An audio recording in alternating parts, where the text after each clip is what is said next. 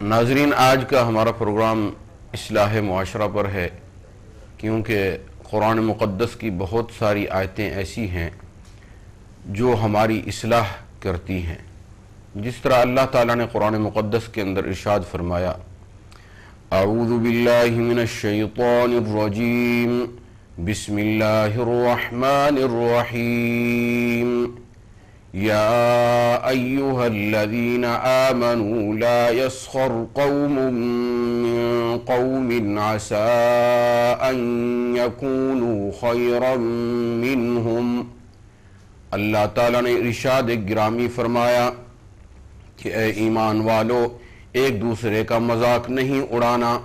ہو سکتا ہے کہ ہم جس کا مذاق اڑاتے ہیں وہ ہم سے بہتر ہو۔ پھر اسی طرح فرمایا وَلَا تَلْمِزُوا أَنفُسَكُمْ وَلَا تَنَابَزُوا بِالْأَلْقَابِ، ایک دوسرے کو کسی برے نام سے نہیں پکارنا۔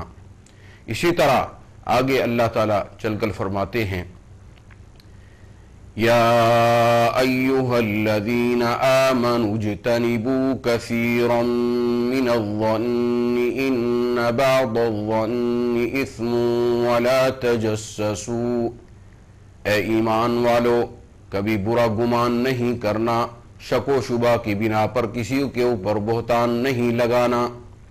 اور آگے چل کر فرمایا ولا تجسسوا، ایک دوسرے کی تجسس گیری نہیں کرنی، ایک دوسرے کی باتیں چھپ چھپ کر سننا، یہ بھی شان کے خلاف ہے جو مومن کی شان ہے۔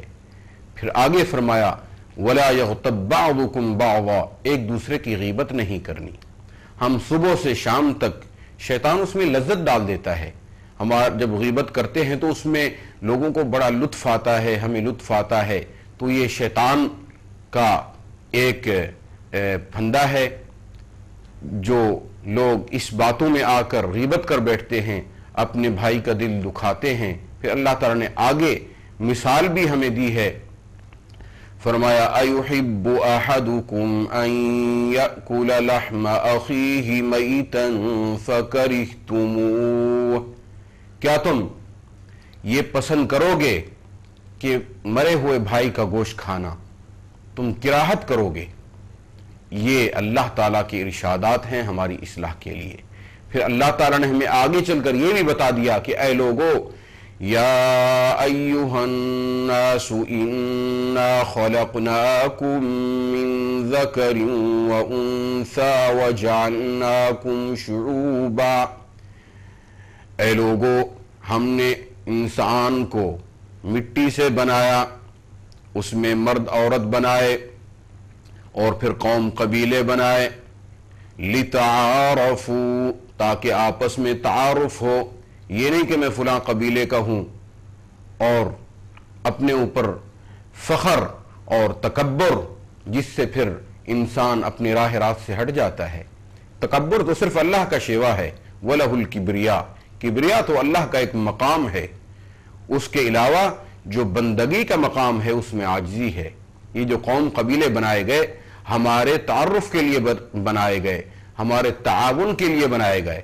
اور دوسرا حدیث شریف میں آتا ہے، فرمایا کہ ان اللہ لا ينظر الى اجسامکم ولا ينظر الى صورکم ولكن ينظر الى قلوبکم، اللہ تعالی ہمارے جسموں کو اور خوبصورتی کو نہیں بلکہ دل کی خوبصورتی کو دیکھتے ہیں۔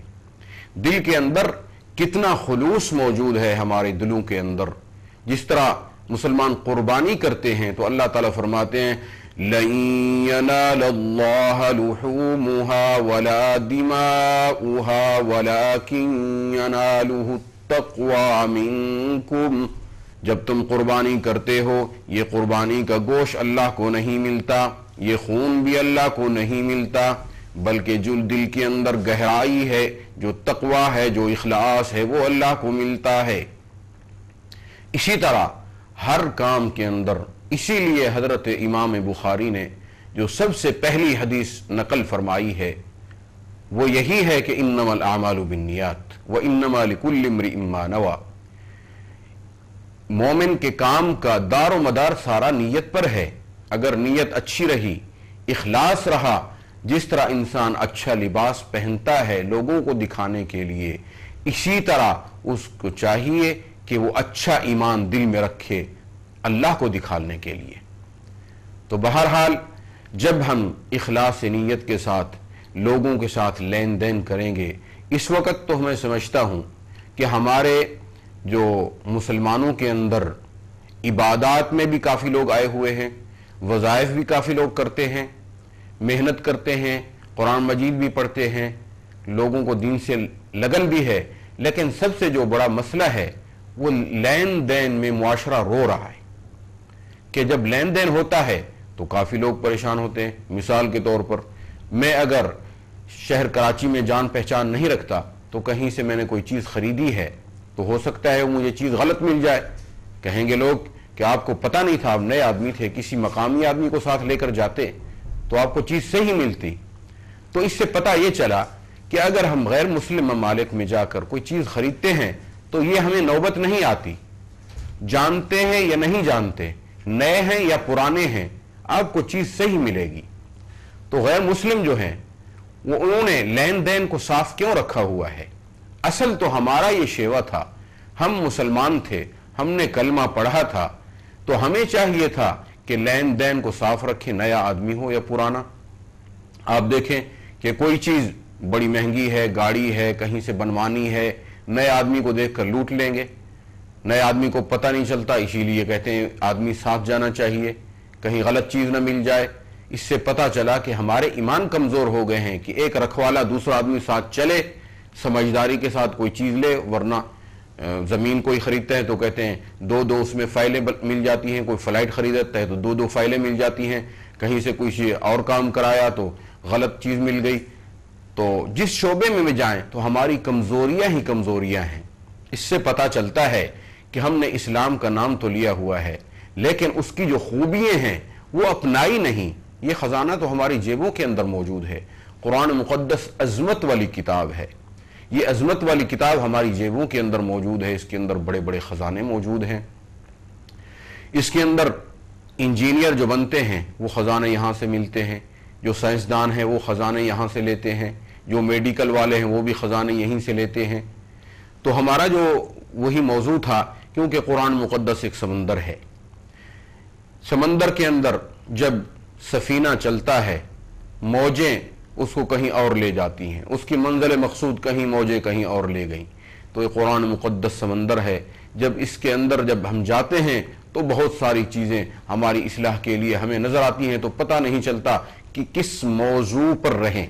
تو بہرحال ہمارا جو موضوع کوشش یہی رہے گی کہ اصلاح معاشرہ ہو، مسلمانوں کے اندر محبتیں ہوں۔ دیکھیں اسلام نے ایک نظام بتایا ہے، بہت سارے نظام بتائے کہ تحادو تحابو، ایک دوسرے کو گفٹ دو، محبتیں بڑھیں گی۔ تو ہمارے اندر وہ سسٹم نہیں۔ اسلام نے بتایا کہ افشوا السلام، سب کو سلام کرو، سلام کو عام کرو، سلامتی کا پیغام ہے، سب کو سلام کرو۔ ابھی ہم کسی کو سلام کرتے ہیں وہ کہتے ہیں یہ جان نہ پہچان، یہ کیوں سلام کر رہے ہیں مجھے؟ بھائی یہ تو آپ صلی اللہ علیہ وسلم کا آرڈر ہے، جان پہچان ہو یا نہ ہو ہم نے تو سلام کرنا ہے۔ اس میں محبتیں بڑھیں گی کیونکہ ہم آدم علیہ السلام کی اولاد ہیں، اور اللہ تعالیٰ نے کافی مقامات پر قرآن مقدس کے اندر یا ایھا الذین آمنوا کی بجائے یا ایھا الناس بھی استعمال ہوا۔ اس سے یہی مقصود ہے کہ یا ایھا الناس، اے لوگو۔ اس کے اندر پوری نسل انسانیت آتی ہے، اس کے اندر گورے بھی آتے ہیں، اس کے اندر کالے بھی آتے ہیں، اس کے اندر لال رنگ کے، سرخ رنگ کے لوگ بھی آتے ہیں، دنیا کے ہر خطے کا انسان آتا ہے، نسل انسانیت وہ خطاب ہے۔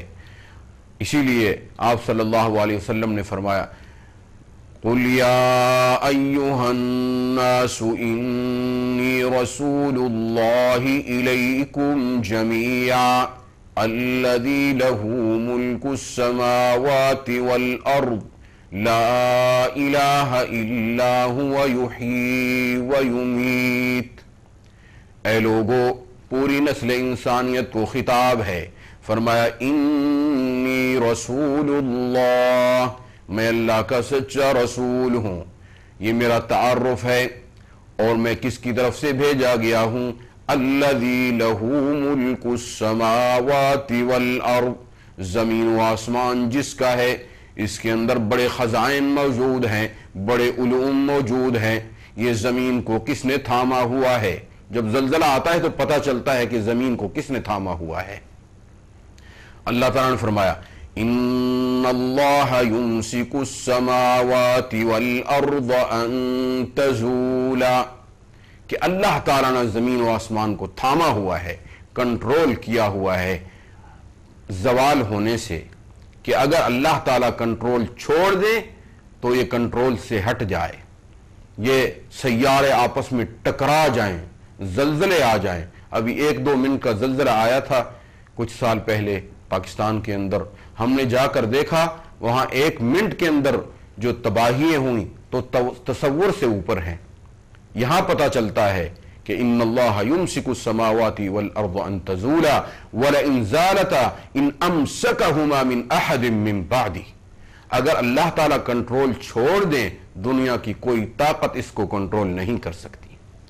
تو یہاں ہمیں پتہ چلتا ہے وہ مالک ہے، وہ ہر چیز پر قادر ہے۔ یہ اس کا تعارف ہے کہ الذی لہ ملک السماوات والارض، آسمان کو بغیر ستون کے کس نے کھڑا کیا، اور آسمان کے اوپر یہ جو مجرے ہیں کروڑوں مجرے ہیں، اور ایک ایک مجرے کے اندر کروڑوں ستارے ہیں، اور ایک ستارہ سورج چاند سے بڑا ہے، اور کتنی ان کی تعداد ہے، کتنا وہ بڑا مالک ہوگا، اور جس نے ہمیں بنایا۔